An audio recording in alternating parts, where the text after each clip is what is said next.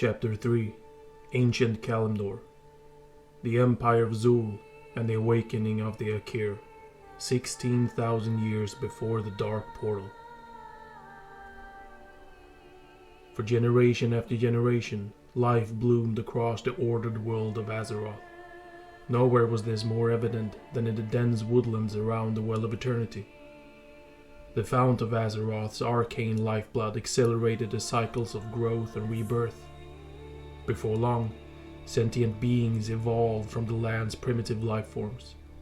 Among the first and most prolific were the trolls, a race of savage hunter-gatherers who flourished in Azeroth's jungles and forests.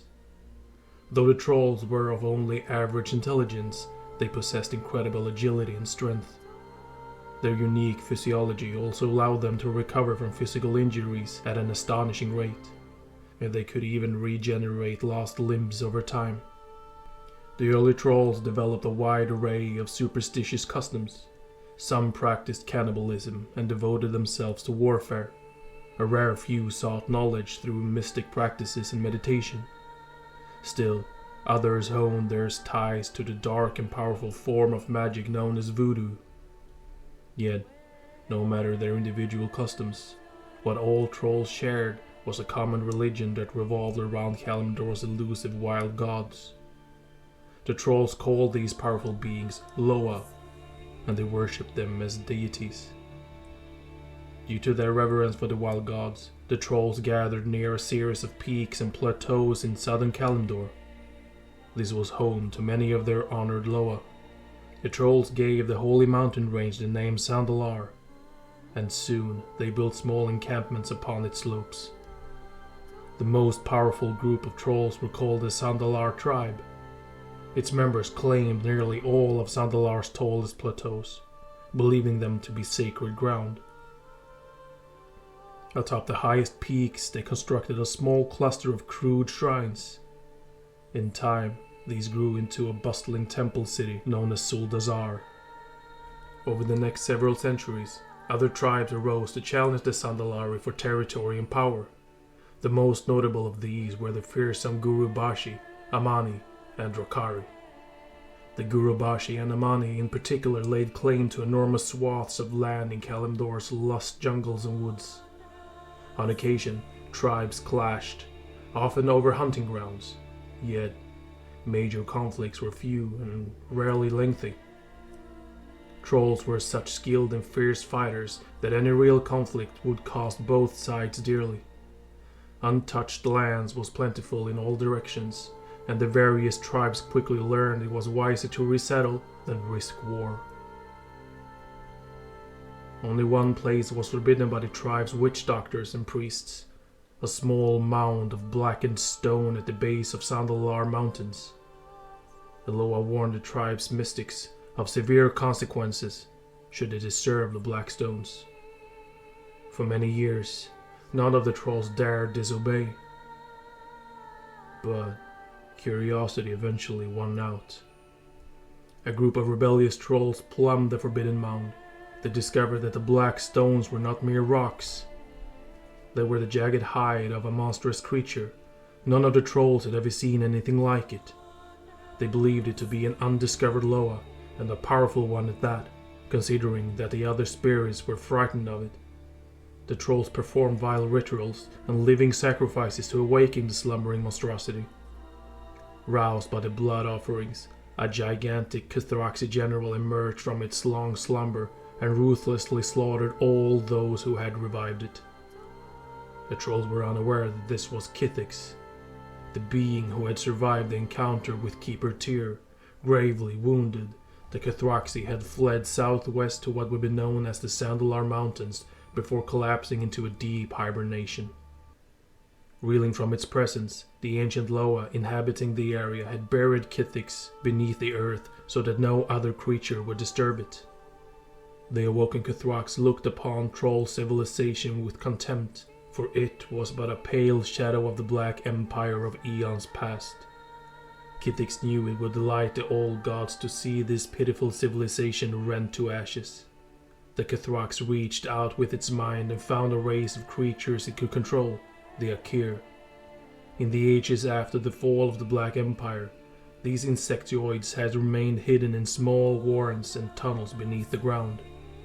Kithics rallied the Akir swarms, driving them to make war and establish their dominance over Azeroth once again. As the Cathrax expanded its power and recovered, the insectoids began building a vast subterranean empire known as Akir. Kithics patiently watched and waited as the Akir ranks swelled in numbers. When the time was right, the Cathrax led the insectoids from the underground empire and they swept across the land. The trolls' experience as hunters made them formidable foes, but the Akiri threat was unlike any they had ever faced. Numerous smaller tribes fell before the unrelenting insectoids' legions.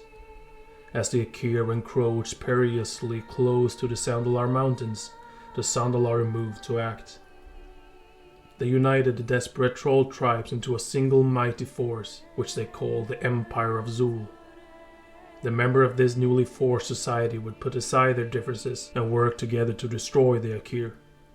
The Sandalari took on the role of commanding the troll armies.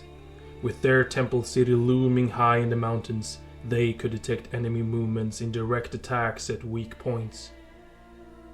Under the Sandalari's guidance, the other trolls used ambush tactics in the surrounding jungles to whittle down the enemy's numbers. Elsewhere, revered priests summoned the Loa to assail their enemies. These ferocious wild gods joined the troll warriors in battle, ripping through the Akari ranks and even wounding Kithics.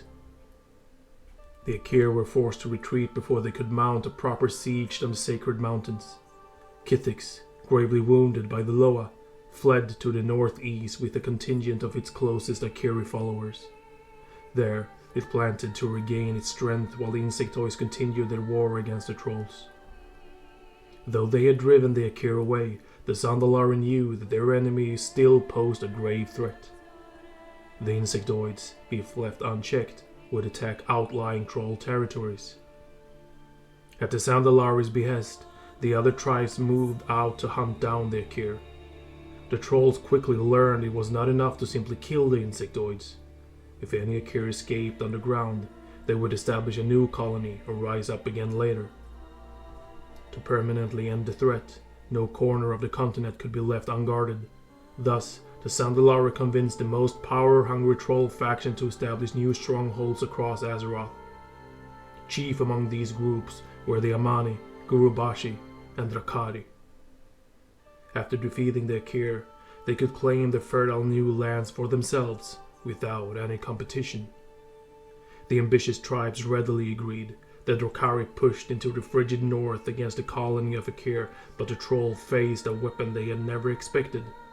Corrupted Tol'vir.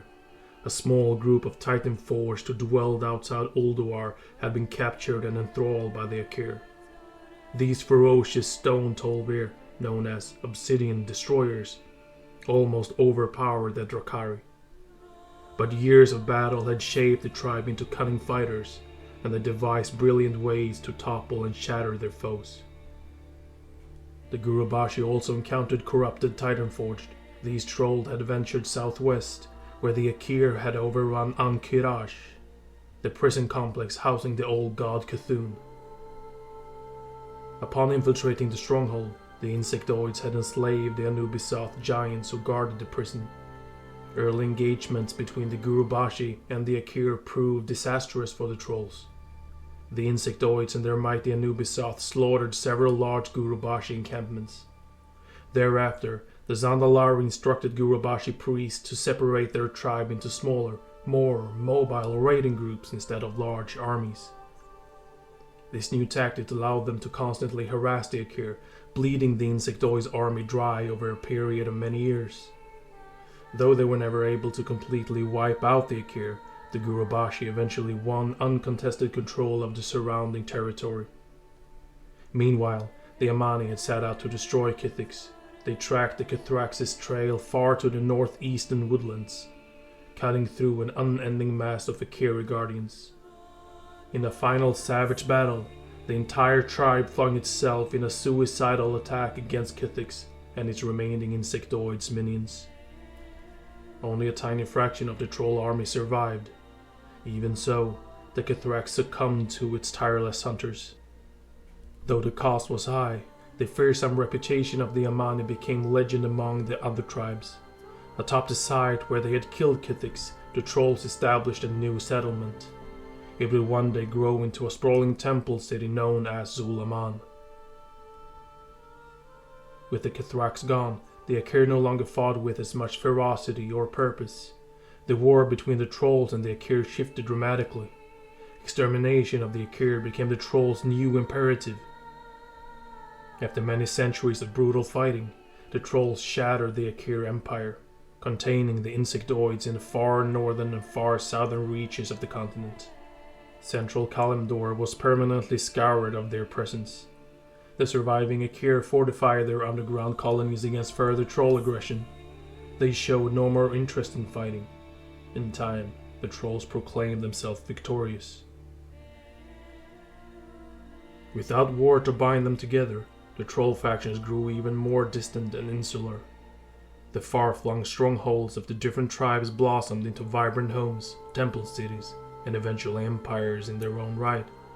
The Sandalar withdrew to their mountain plateaus to pursue spiritual knowledge, but they would always maintain an immense influence over the disparate troll societies. The Nerubians, Kiraji, and Mantid. Three distinct cultures would arise from the Akir Empire. The insectoids in the north gathered near the underground prison of Yogg-Saron. Due to their proximity to the old god, these Akir would gradually evolve into a race called Nerubians. Their kingdom would become known as Azul Nerub. The Akir in the southwest made their home in Ankirash, the conquered prison complex of Cthulhu. The captive old god's foul presence would slowly warp the Akir's forms over time, molding them into a race known as the Kiraji.